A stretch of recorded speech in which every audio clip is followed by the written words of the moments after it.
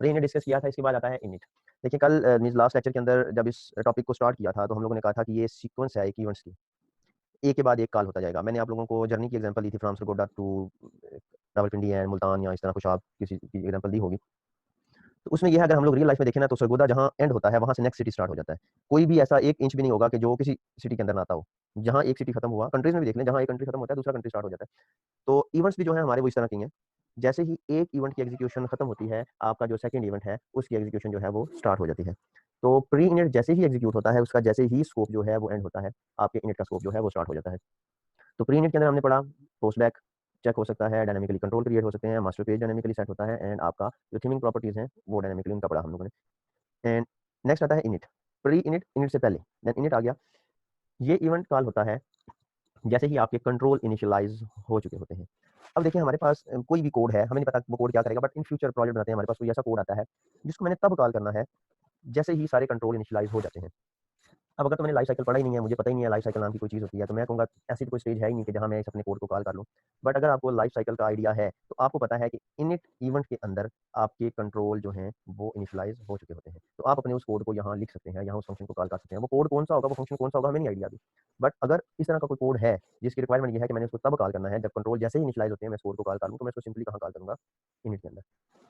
उसके बाद आता है कि यहाँ हर कंट्रोल की स्किन सेटिंग सेट हो जाती हैं, अप्लाई हो जाती हैं, एंड यूनिक आईडीज जो है। देखिए आपने वेब सिस्टम एंड टेक्नोलॉजीज पढ़ा है, उसके अंदर अगर आपने टेक्स्ट बॉक्स या बटन लगाया था तो आपने नेम का एट्रीब्यूट यूज किया होगा, input type text name first name, input type text name last name, input type text name class name age name roll number.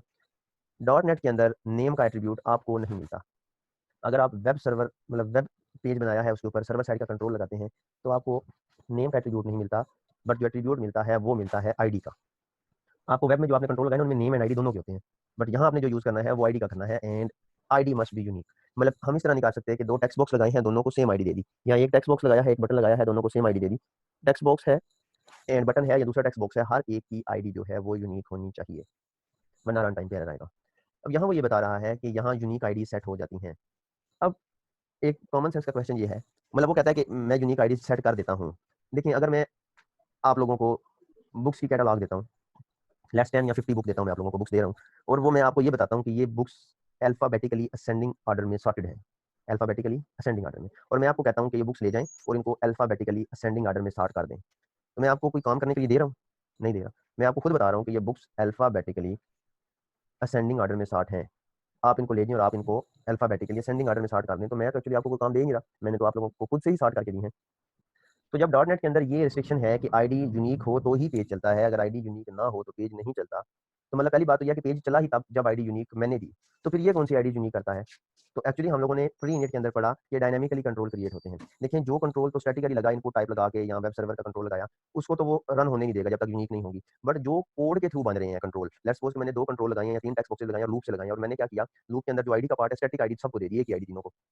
तो वो क्या करेगा, क्योंकि ये डायनामिकली रन टाइम के ऊपर बन रहे हैं, तो वो उस वक्त यूनिकनेस अप्लाई करेगा, वो हर एक आईडी को यूनिक इस तरह से बना देगा। लाइक मैंने रखी आईडी माई टेक्स्ट बॉक्स, तो पहली का रखेगा माई टेक्स्ट बॉक्स अंडरस्कोर 1, माई टेक्स्ट बॉक्स अंडरस्कोर 2, माई टेक्स्ट बॉक्स अंडरस्कोर 3। तो यूनिकनेस वो वहाँ प्रोवाइड कर देगा। तो जो चीज़ आपने याद रखनी है वही तो ये है कि IDs must be unique, unique ID होती है, और इनिट के अंदर ये आईडी जो है वो अप्लाई हो चुकी होती है। देन हम लोग ये जो लाइफ साइकिल डिस्कस कर रहे हैं ये है पेज का। एक चीज़ होती है कंट्रोल, कंट्रोल मीन्स के टेक्स्ट बॉक्स एक कंट्रोल है, लेबल एक कंट्रोल है, बटन एक कंट्रोल है। तो जिस तरह आपके पेज का लाइफ साइकिल होता है, इस तरह आपके हर एक इंडिविजुअल कंट्रोल का भी लाइफ साइकिल होता है। डिफरेंस मेन ये है कि पेज लाइफ साइकिल में कोई 10 to 11 इवेंट्स होते हैं, जबकि कंट्रोल लाइफ साइकिल में 4 to 5 हैं आपके, है कॉमन। बट ये है कि पेज लाइफ साइकिल में पहला इवेंट प्री इनिट का होता है, कंट्रोल के लाइफ साइकिल में प्री इनिट का इवेंट नहीं होता, उसमें पहला इवेंट होता है इनिट का।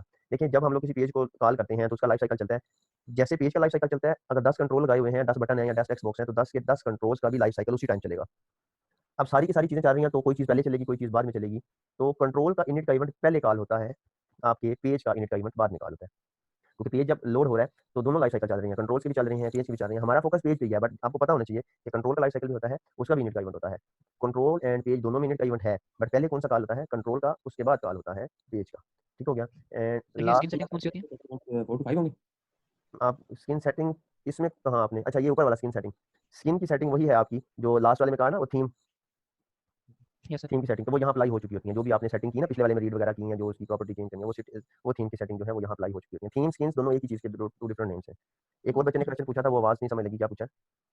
मैं कह रहा था आप कैसे कंट्रोल लाइफ साइकिल पहले कॉल होगा सर, उसके टोटल इवेंट्स 4 टू 5 होंगे फेज हाँ लाइफ जी, वो साइकिल मैं में। दिखाऊँगा, वो मैं आपको दिखाऊँगा और मैं बताता भी जाऊँगा। आप बेशक काउंट भी करते जाएँ साथ-साथ, अभी कितने हुए हैं इसके 1 हुए हैं, मैं हर एक का बताता जाऊँगा, ये उसका भी है, ये उसका भी है, ये उसका भी है। और नेक्स्ट क्लास मीन्स कल इसका प्रैक्टिकल करेंगे तो वहाँ भी मैं दिखाऊँगा आपको कि ये देखेंगे इवेंट के नेम लिखे हुए हैं वीडियो स्टूडियो में।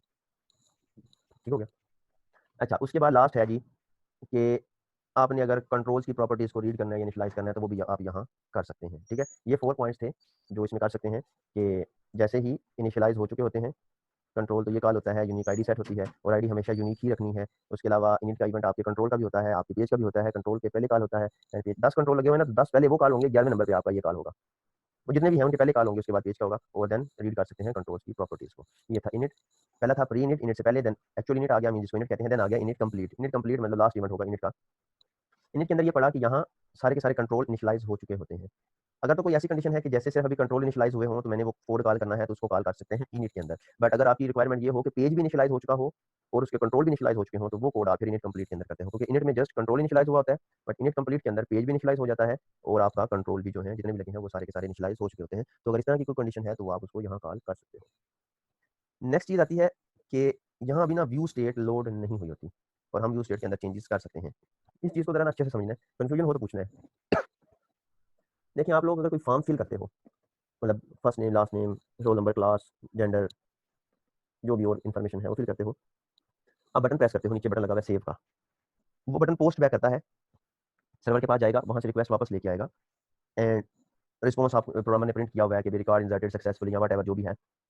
उसके बाद टेक्स्ट बॉक्सेस में जो वैल्यू आपने एंटर की होती है ना, वो वहाँ वहीं की वहीं रहती है। जस्ट पासवर्ड वाली रिमूव हो जाती है क्योंकि वो सेंसिटिव होती है, तो उसका बाय डिफॉल्ट बिहेवियर यही है कि वो पोस्ट बैक होने के बाद रिमूव हो जाए। बाकी सारी की सारी वैल्यू जो है ना, फर्स्ट नेम भी रहेगा, लास्ट नेम भी रहेगा, बाकी जो आपकी वैल्यूज़ और भी हैं, रोल नंबर, एज, वो सारी की सारी टेक्स्ट बॉक्स में सेव रहती हैं। पोस्ट बैक पे जब डाटा जाता है, उसके बाद वापस आता है, तो पेज रिफ्रेश होता है, टेक्स्ट बॉक्सेस की वैल्यूज़ एज़ इट इज़ रहती हैं।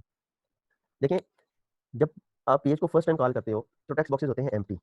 अगर उसी पेज के टेक्स्ट बॉक्सेस को आप फिल करो, आप उसको रिफ्रेश करो, तो वो टेक्स्ट बॉक्स फिर एम्प्टी नहीं हो जाते क्योंकि रिफ्रेश किया है, तो रिफ्रेश का मतलब यही है कि दोबारा उसको उसकी इनिशियल स्टेज के ऊपर ले जाए। अब जो पोस्ट बैक करता है, वो भी तो बेसिकली रिफ्रेश ही करता है ना। सर्वर के ऊपर पोस्ट बैक की डेफिनिशन क्या पड़ी? ये रिक्वेस्ट जाती है सर्वर के ऊपर किसी कमांड के अगेंस्ट, मतलब बटन को प्रेस किया तो। जब वो वापस उसी पेज के ऊपर आती है, तो पेज हो जाता है रिफ्रेश। अब जब पेज रिफ्रेश हुआ, तो टेक्स्ट बॉक्सेस की वैल्यूज़ क्यों नहीं रिमूव हुई थी? हालाँकि मैं खुद से अगर उसको रिफ्रेश करूँ, तो टेक्स्ट बॉक्सेस की वैल्यू रिमूव हो जाती हैं, बट जब पोस्ट बैक रिफ्रेश करता है, तो रिमूव नहीं होती। एक्चुअली रिमूव हो जाती हैं। हमें जो नज़र आती हैं, वो रिमूव होने के बाद रीस्टोर होके नज़र आती हैं। और वो ये काम कौन करता है? वो करता है व्यू स्टेट। अब क्वेश्चन यहाँ ये है कि व्यू स्टेट क्या है? व्यू स्टेट बेसिकली एक वेरिएबल होता है आपका ऑब्जेक्ट टाइप का। देखिए जैसे भी मैंने क्वेश्चन किया आपसे कि चीज़ की डेफिनेशन को याद रखते हैं, ना कि उस एग्जांपल को। एग्जांपल दी जाती है कांसेप्ट क्लियर करने के लिए। अगर मैं आपसे कोई किसी चीज़ की डेफिनेशन पूछता हूँ, तो पहले डेफिनेशन बताएँ, देन कांसेप्ट मेरे क्लियर करवाने के लिए उसकी एग्जांपल दें। अगर स्टार्ट के ऊपर एग्जांपल मुझे देंगे, तो मुझे तो यही लगेगा ना कि जो चीज़ मैंने बताई है, उसी को रट लिया एंड वो मुझे बता दी। तो पहले चीज़ की डेफिनेशन, उसके बाद उसको अच्छे से एलैबोरेट करने के लिए उसकी आप क्या करें, कोई एग्जांपल ले लें। तो व्यू स्टेट जो है उसकी डेफिनेशन ये है कि वो ड्यूरिंग पोस्ट बैक मींस के रिक्वेस्ट का सर्वर के ऊपर जाना, वहां से रिस्पांस लेके आना और पेज का रिफ्रेश होना, ये है ड्यूरिंग। ड्यूरिंग पोस्ट बैक वो आपकी वैल्यूज को सेव रखती है। व्यू स्टेट टाइप का एक वेरिएबल बनाया जा सकता है जिसके अंदर कोई भी वैल्यू स्टेट सेव की जा सकती है। उसके अलावा हर कंट्रोल में वो टेक्स्ट बॉक्स है, रेडियो बटन है, चेक बॉक्स है, उसके बैकएंड के ऊपर व्यू स्टेट का वेरिएबल काम कर आता है। टेक्स्ट बॉक्स के अंदर एक एट्रीब्यूट होता है इनेबल व्यू स्टेट, वो बाय डिफॉल्ट होता है ट्रू। अगर मैं उसको फास्ट कर दूंगा तो फिर व्यू स्टेट नहीं चलेगी, मैंने उसको अगर ट्रू बाय डिफॉल्ट ट्रू ही होता है, उसका मतलब ये है डेफिनेशन अगर उसके सामने रखी जाए तो during post back view state values को सेव रखती है। तो टेक्स्ट बॉक्स किस तरह यूज करता है व्यू स्टेट को? जब यूजर किसी बटन के ऊपर करता है क्लिक, तो ब्राउजर को पता चल जाता है कि अब पोस्ट बैक होने लगा है। सारे के सारे टेक्स्ट बॉक्सेस अपनी वैल्यूज अपने व्यू स्टेट में रखवा देते हैं। रिक्वेस्ट जाती है सर्वर के ऊपर, वहां से वापस आती है, तो पेज होता है रिफ्रेश और सारे के सारे टेक्स्ट बॉक्स हो जाते हैं एम्प्टी। सारे के सारे टेक्स्ट बॉक्स हुए एम्प्टी, बट व्यू स्टेट जो कि ड्यूरिंग पोस्ट बैक वैल्यूज को सेव रखती है। तो अभी हम लोग पेज लाइफ साइकिल के अंदर नेक्स्ट इवेंट में पढ़ेंगे कि वो जो जाते वक्त पोस्ट बैक पे जाते वक्त उसने बैकअप पे रखवाई वैल्यू, वो एक स्पेसिफिक स्टेज के ऊपर वापसी के ऊपर आके वहां से दोबारा अपने पास वापस रिस्टोर कर लेता है। अब ये काम इतनी क्विकली होता है कि हमें तो ये लगता है कि टेक्स्ट बॉक्सेस से वैल्यू रिमूव